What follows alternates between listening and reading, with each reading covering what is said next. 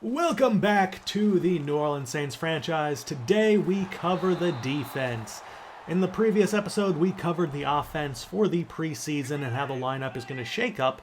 But for this, we are going to be covering exclusively the defense. And one of the things that's really interesting is that we really are not having that many first-time starters on either side of the ball. But we are adding depth. Because we didn't have a first-round pick, we had to be a little bit careful with who we drafted, and I think we made the most of our draft. Absolutely did. We drafted a lot of really good players on both sides of the ball.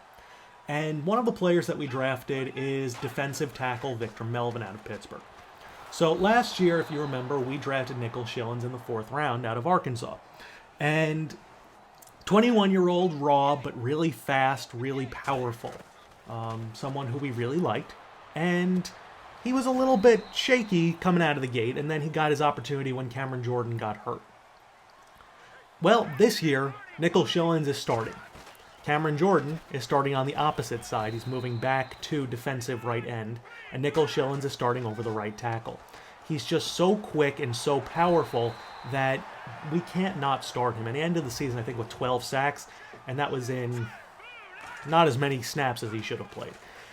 He was phenomenal, and we're going to get an opportunity to see him in the course of a full season once more, and that's going to be fantastic. In his age 22 season, he made the Pro Bowl already, and he's just going to keep growing.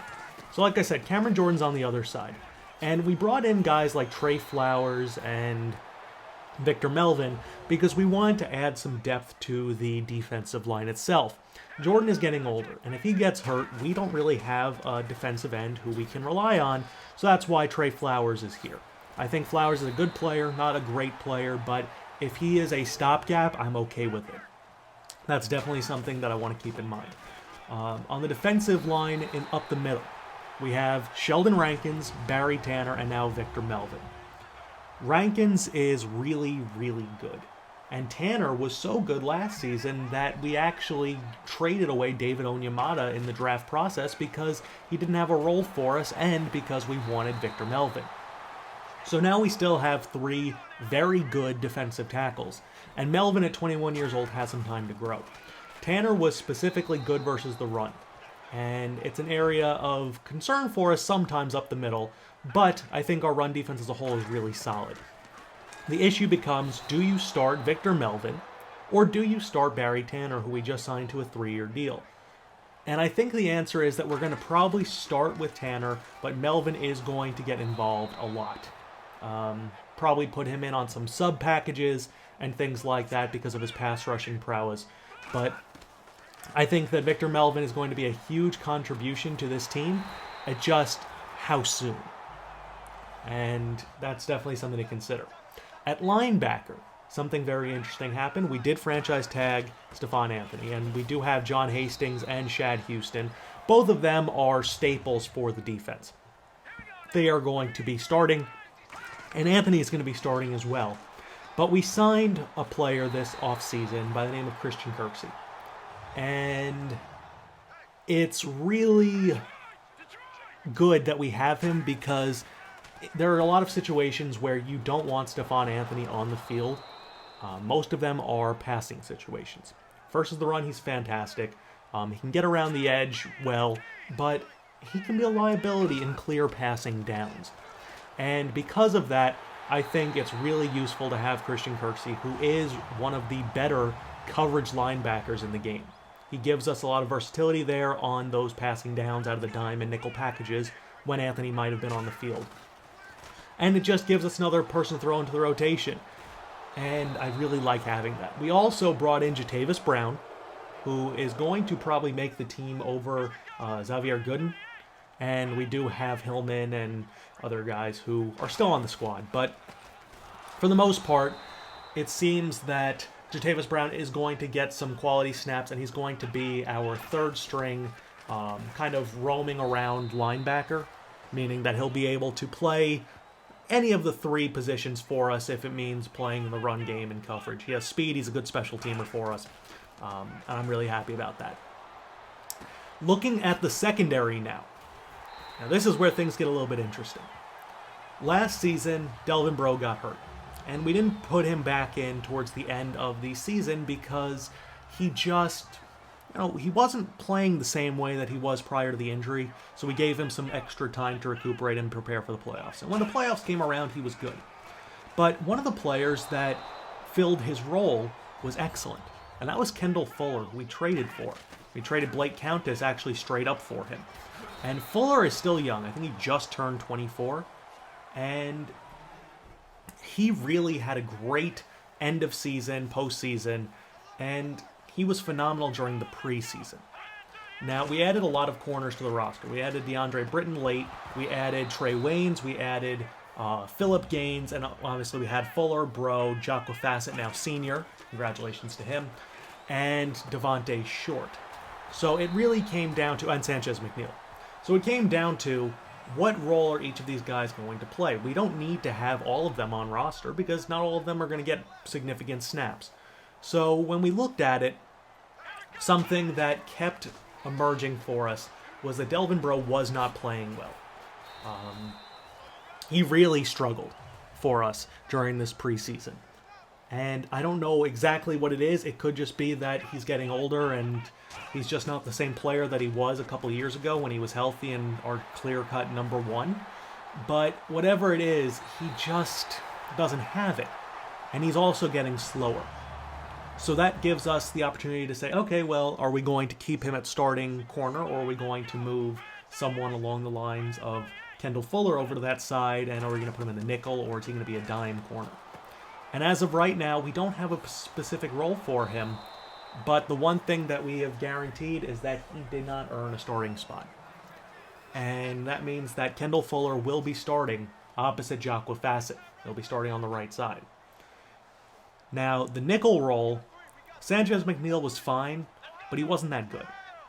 One of the players that we want to try because of his incredible speed and just pretty good coverage ability is Trey Waynes, the former first-round pick. Waynes has a ton of speed to him. He's not the best tackler in the world, and if he becomes too much of a liability in run defense, we'll switch him out. But I do think that Trey Waynes is a useful guy to have in that nickel corner role because he covers so much ground. I mean, it's really not comparable how much ground he covers in comparison to what Delvin Breaux or even Sanchez McNeil can. And Gaines wasn't that good, and DeAndre Britton is very raw. We're probably going to throw him onto the practice squad. So with that being said, it looks like Delvin Breaux is going to be our fourth corner, or dime corner for right now. If one of the other guys starts struggling, then we could always try throwing him back into the rotation. But as of right now, I just don't think he's good enough to be a starter. And that's unfortunate to say for someone who has really been a good player for us for a few years now. But he's overcome a lot in his career. Just this foot injury seems to be lingering for him, and you can tell he's not the same athlete that he was prior to it. Moving on to the secondary further, to the safeties, we have two starting spots, obviously, and then we have our third safety role. We drafted Braxton Yates out of Boston College in the 4th round, or so. And I like Yates a lot, but he's nowhere near ready to start. Sam Moreland earned himself the starting designation at strong safety to the point where we traded away DeMarco Kidd and we let Deron Harmon walk. That's saying something, and Von Bell is going to maintain the free safety starting spot. It is going to be a contract year for him. There's no guarantee that he's going to be good, but we're not giving up on him yet. We really liked Von Bell coming out of the draft process, even though we didn't specifically draft him. We really liked him, and he's done good things for us in certain capacities. He's made some big plays, but we're not ready to give up on him. If Von Bell doesn't improve in this season, then you might see Braxton Yates starting towards the end of the year or just replacing him next season. But as of right now, I think Bell is a more consistent, better player than what Braxton Yates could be. And I think having that veteran experience is probably more worthwhile. Keeping Bell out there with Moreland, we have a lot of speed in the secondary. Yates obviously is fast as well. Jocqua Fassitt is the slowest of the starting corners, but he is also the best. And he lines up versus number ones every single snap and just dominates. And I think that's really good to have that just star-studded. He's only 25, and he's just getting better every single year. And that pretty much covers everything. I think the run defense should be good with the linebackers that we have, the defensive line. We're definitely going to throw them into a rotation a bit. And then the secondary, we'll see how it improves with Kendall Fuller starting full-time and Jocqua Fassitt, and probably, instead of Sanchez, McNeil, Trey Waynes, or Breaux at that nickel corner spot. So, like I said, these are the overall statistics after you've seen everybody starting. Victor Melvin had 7 tackles for a loss and 2 sacks, facing primarily second-string guys. Barry Tanner looked good up the middle as well. Devin Wilfork had some good plays to him, but the defensive line really worked well. Jocqua Fassitt, Trey Waynes, Sanchez McNeil all had interceptions, etc. Forced fumbles, I know Shad had one, which is great. Irvin Brightful had one. And I think we're keeping Brightful around. He was at least good depth for us. Nothing to complain about. Javonte Keys probably will also stick around, even though he's not that good. It's fine having that backup safety on the squad. Strong safety, that is. Here are the cuts that we're making. We're starting with Roger Lewis Jr. Just has no role for us whatsoever. After that, we're going to move Trey Lasser to the practice squad, and we're going to probably cut Frank Carter. Yeah, we're going to keep Brightful. We're going to keep Short. I think we do end up cutting J.J. Adkins. There's Jatavis Brown, who we do like. Pinnock, we also like. DeAndre Britton goes to the practice squad. Pinnock should go there as well in a minute. Xavier Gooden, like I said, we're not going to keep around because of Jatavis Brown, which is fine by me. But overall, we do have him and Hillman and company, so I think it's pretty solid. The next cut we make is going to be Jaron Brown, who I said is getting slower, a little bit older in the offensive video. After that, like I said, we have a lot of really talented players here. You know, these cuts would never be easy, and now we're going to go position by position. We cut Mettenberger earlier. We like our running backs and fullback situation. I don't think J.J. Adkins is really worth it right now. Pinnock's going to go to the practice squad, and because Adkins is no longer practice squad eligible, I don't think he has a role for our team. So he's gone. And then that leaves 2 more cuts to make. I like our guards. Millhauser's fine. Marquise Luke probably could be the guy who we cut. And he's going to be the guy who we do. And then lastly, we have 1 more spot left. And I think we're going to move Jermaine Fudge to the practice squad once more. And that rounds out the roster. I mean, we have depth at linebacker. We have a lot of corners on roster. We have depth at offensive line. We have depth everywhere, basically.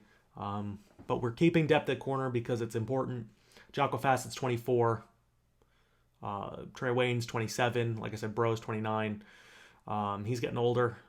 Fuller's 24 as well. So 2 24-year-olds are starting, which is fantastic. Yates, Poyer, who's an excellent special teamer, and then Keys and Moreland.